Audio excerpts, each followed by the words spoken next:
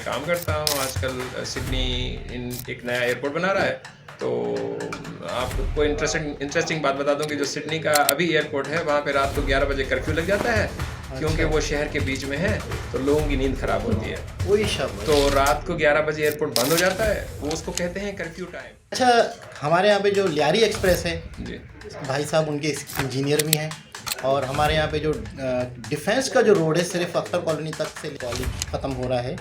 तो क्या ऐसा डिप्लोमा, क्या ऐसी चीज़ किस फील्ड में कुछ करके बाहर जाए? मतलब मिसाल के तौर पे बाहर तो लोग जाना चाहते हैं लेकिन उनको कुछ आता ही नहीं है, कुछ पता ही नहीं है कि मैं क्या करूं। कि थोड़ी सी गाइडलाइन दे सकते हैं कि यंग 20-22 साल के लड़के को कि उसने एजुकेशन कंप्लीट हो रही है उसकी, साथ साथ अब उसका एम जो है पाकिस्तान नहीं है। ये ज़्यादातर मतलब मैं समझता हूँ 70-80% यंग जनरेशन का एक माइंड बन चुका है। होना तो ये चाहिए कि हमें पाकिस्तान में रह के पाकिस्तान के लिए भी कुछ करना चाहिए, लेकिन बाहर तो जाएँ तो क्या खाली हाथ खाली यकीन करें कि ऑस्ट्रेलिया में इस वक्त कारपेंट्री, प्लम्बिंग, इलेक्ट्रिशियन की बहुत ज़्यादा डिमांड है और ये लोग मुझसे ज़्यादा कमाते हैं। आपको यकीन नहीं आएगा कि एक कारपेंटर और एक प्लम्बर जो है मुझसे। अस्सलाम वालेकुम दोस्तों, उम्मीद है कि आप लोग खैरियत से होंगे। आज हमारे साथ मौजूद हैं भूरा लाल साहब और इनकी एक जो एक्टिविटीज़ हैं, इनकी जो काविशें हैं या इन्होंने जो ज़िंदगी में वक्त गुजारा है और किस तरीके से क्या सीखा क्या नहीं सीखा, थोड़ा सा एक 2-4-5 मिनट का इनसे थोड़ा सा हम सीखते हैं, समझते हैं। सबसे पहले तो ये बताएं कि आपकी पैदाइश और वो जो स्ट्रगल जो हो स्टार्टिंग वो होती है एजुकेशन, वो कहाँ से हुई और फिर जो है आप दुनिया में कहाँ कहाँ गए? देखिए, मैं सिंध के एक छोटा सा गांव है उमरकोट ज़िले के अंदर, सामारो रोड, वहाँ पे मैं पैदा हुआ। मैंने प्राइमरी वहाँ पे पढ़ा और उसके बाद हाई स्कूल भी वहाँ से पढ़ा। फिर कराची आया, यहाँ से मैंने इंटरमीडिएट किया। उसके बाद मैंने एनईडी यूनिवर्सिटी से ग्रेजुएशन किया है और 2001 में उसके बाद कुछ अर्से मैंने पाकिस्तान में काम किया और उसके बाद मैं 10 साल तकरीबन दुबई में काम किया। और अब मैं पिछले 10 साल से ऑस्ट्रेलिया में रहता हूँ। न्यू साउथ वेल्स गवर्नमेंट के साथ मेरी जॉब है एज ए प्रोजेक्ट मैनेजर और वहाँ पे मैं इंफ्रास्ट्रक्चर डेवलपमेंट में काम करता हूँ। आजकल सिडनी एक नया एयरपोर्ट बना रहा है।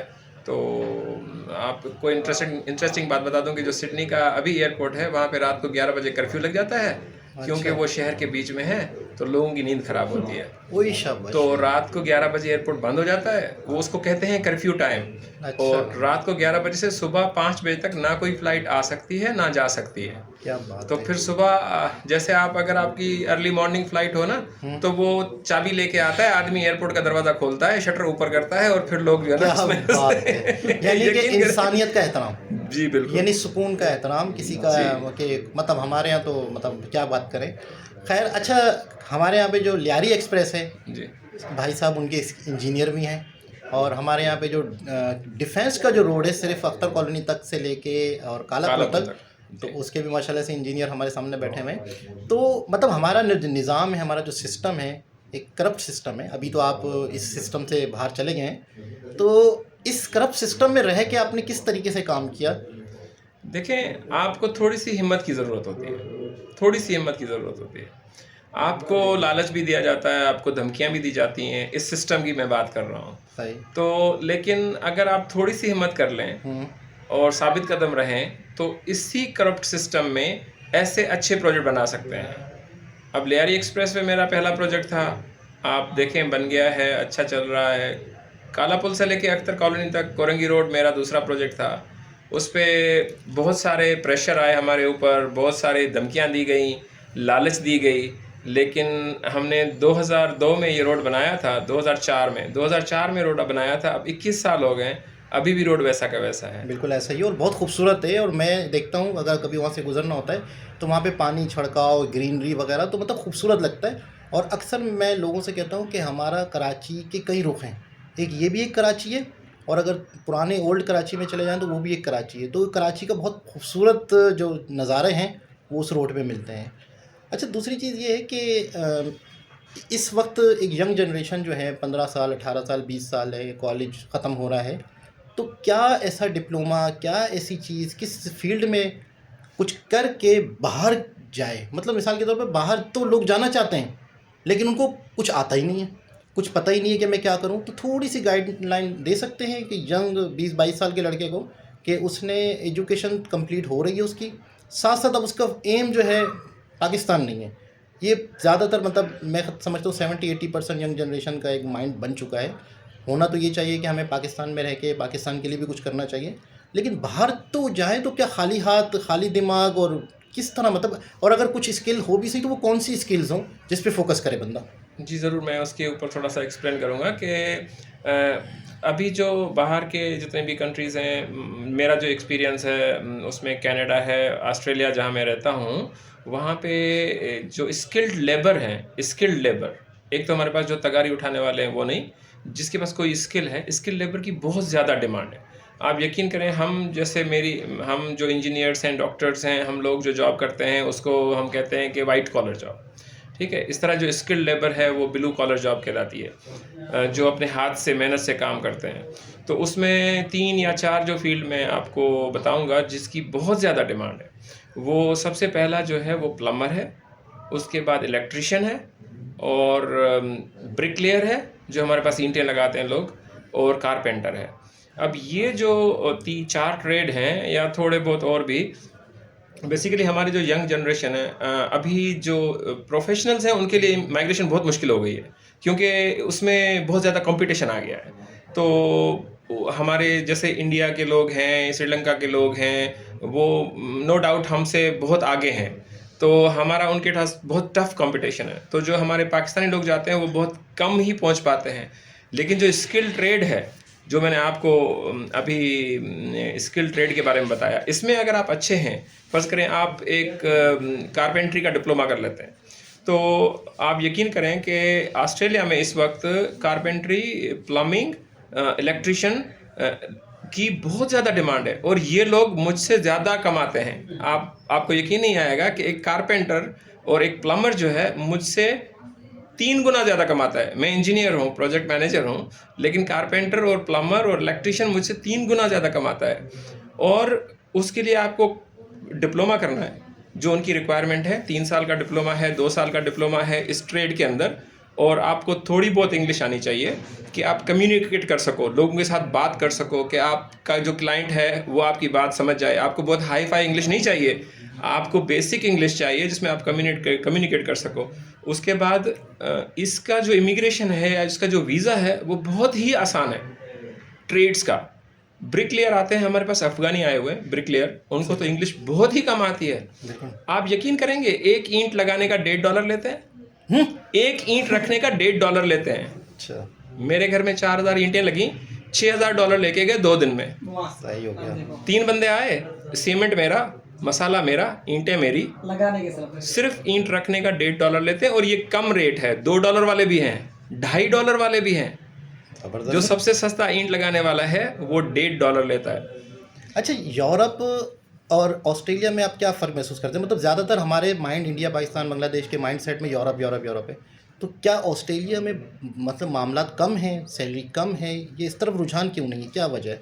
देखें, हमारे लोग जो यूरोप जाते हैं मोस्टली वो गैर कानूनी तरीके से जाने की कोशिश करते हैं, और मैं प्रेफर करूंगा ऑस्ट्रेलिया, इसलिए कि पहली बात ये है कि यूरोपियन कंट्रीज़ की लैंग्वेज हमारे लिए मुश्किल है। ठीक है, आप जर्मन जाएंगे, लोग जर्मनी बोलते हैं, जर्मन बोलते हैं। आप फ्रांस जाएंगे, वो फ्रेंच बोलते हैं, इटालियन अपनी लैंग्वेज बोलते हैं। हमारे लिए उस माहौल में जो है ना आगे बढ़ना बहुत मुश्किल है।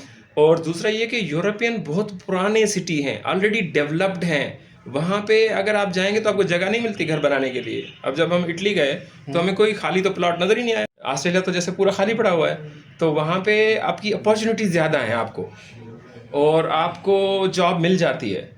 घर जो है ना ऐसे बन रहे हैं हज़ारों की तादाद में, तो और बहुत बड़ा कंट्री है, वहाँ पे इंफ्रास्ट्रक्चर डेवलपमेंट भी है, रोड्स बन रहे हैं, एयरपोर्ट्स बन रहे हैं। जैसे मैंने कहा, अभी हम नया एयरपोर्ट बना रहे हैं जो 24 घंटे चलेगा, ये शहर से बहुत बाहर बना रहे हैं, तो ताकि वो जो लोगों की नींद ख़राब होती थी वो ना हो। तो अभी सिडनी में जैसे 24 आवर एयरपोर्ट ही नहीं है, तो हम नया एयरपोर्ट बना रहे हैं। तो उसमें जो है ना ऑस्ट्रेलिया में जो है ना जॉब अपॉर्चुनिटीज़ ज़्यादा हैं और काम की डिमांड बहुत ज़्यादा है।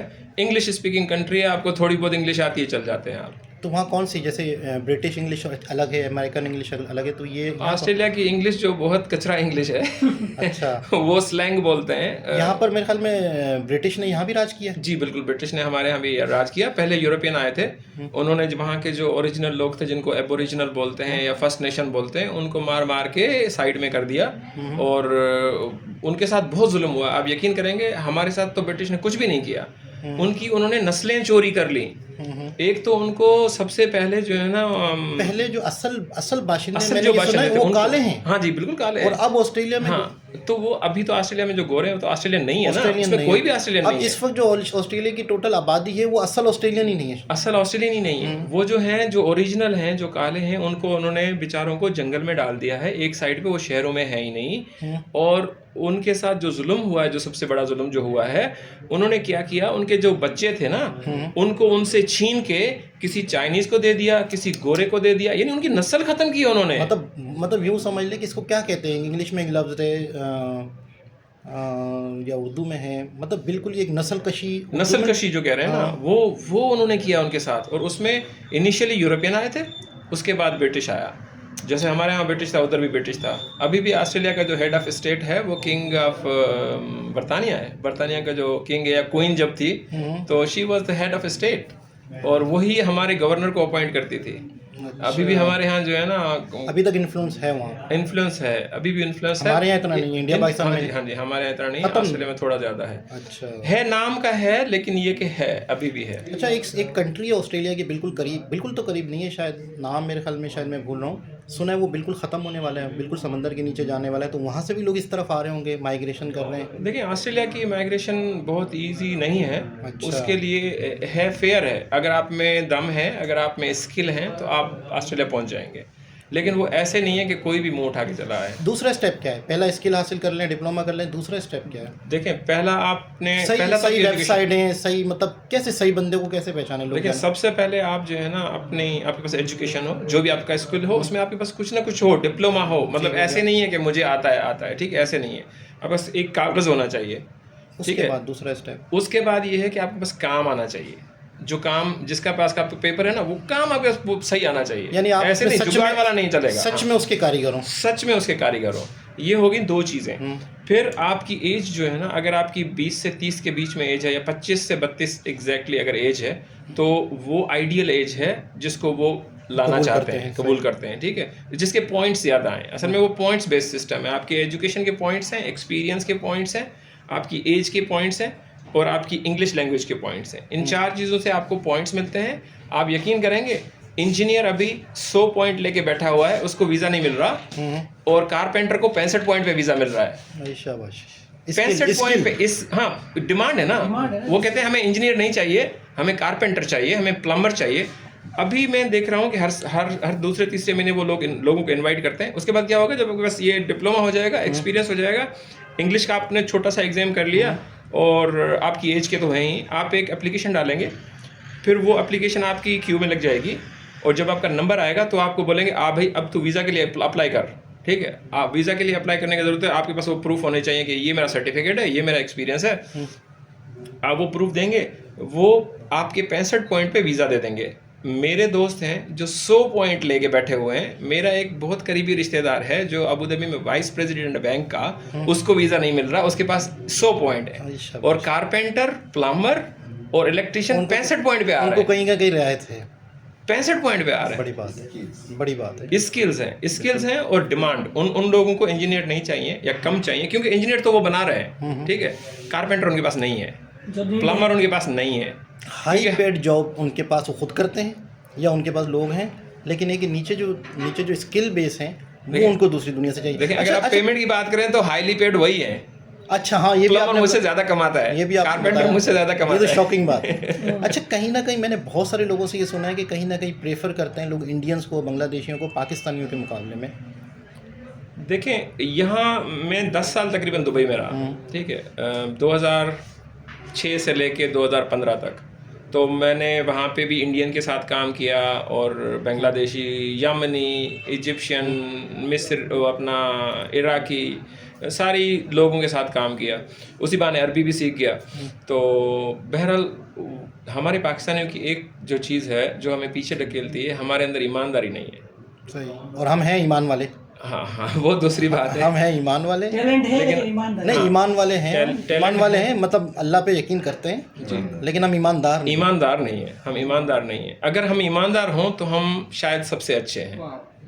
सबसे सिर्फ एक चीज़ हमारे अंदर आ जाए, ईमानदारी, तो हम सबसे अच्छे हैं। तो पाकिस्तानी का नाम सुन के ही लोग कहते हैं कि यार ये 2 नंबरी करेगा कभी ना कभी। अच्छा, बहुत सारी बातें इनसे हो सकती हैं, लेकिन संतोष भाई ने इनका प्रॉपर पॉडकास्ट किया है। तो संतोष भाई के पॉडकास्ट में बहुत सारी बातें, इनकी जर्नी और इनके फ्यूचर के जो मिशंस हैं, बहुत सारी चीज़ें उस पर डिस्कस हुई हैं। तो आप लोग ज़रूर वो पॉडकास्ट भी देखिएगा। वॉइस ऑफ संतोष के नाम से यूट्यूब पर, फेसबुक चैनल पर है है, उनका। ठीक है। तो उसमें बहुत सारी डिटेल मिलेगी। बाकी ये है कि अगर आप कहेंगे तो मज़ीद भी, मतलब एक इनके पॉडकास्ट वगैरह संतोष भाई करेंगे। कुछ चीज़ों पे कुछ सवाल आप कमेंट्स करेंगे कि यार ये चीज़ें भी सर से पूछी जाएं, ये मालूमात भी ली जाए, तो फिर हम इनको दोबारा से तकलीफ़ देंगे। तो वैसे आप कब तक हैं पाकिस्तान में? मेरी जो अभी 1 हफ़्ता हूँ, 1 हफ़्ता के बाद जो है ना मुझे वापस सिडनी जाना है। तो जॉब वापस छुट्टी पे आया था 1 महीने, तो 15 दिन जापान में गुजार लिए, 15 दिन तकरीबन पाकिस्तान में। तो फिर जाएंगे, अगले साल फिर आएंगे जब छुट्टियां होंगी। लेकिन अगर आप बुलाएंगे तो ऑनलाइन भी आपके साथ बात करेंगे। अगर लोग कुछ मज़ीद जानना चाहेंगे किस तरह से ऑस्ट्रेलिया या कनाडा का इमिग्रेशन सिस्टम, तो हम ज़रूर हेल्प करने के लिए बैठे हुए हैं। देखें, जो बंदा एक जगह तक पहुंच चुका है तो उससे बहुत कुछ सीखा जा सकता है। ना तो इनका ये बिज़नेस है लोगों को वहां पहुंचाने का, ना इनको कोई उससे मतलब है। अगर पाकिस्तानियों को किसी को भी इनकी बातों से कुछ सीखने को मिलता है, कुछ भला होता है, तो इन्हें खुशी होगी, हमें भी खुशी होगी कि सही तरीके से किसी भी कंट्री में जाएं। तरीक़ेकार क्या है अभी सही, मतलब सोच समझ के, और किसी एक्सपीरियंस बंदे से सुन के आप जाएंगे तो आपको वक्त आपका ज़ाया नहीं होगा। पता चले आपको, जब कुछ पता चले और आपकी एज गुजर चुकी हो तो ऐसा ना हो। तो बहुत अच्छा लगा, बहुत ही खुशी हुई आपसे मिलके। अल्लाह हाफ़िज़। अल्लाह हाफ़िज़, थैंक यू।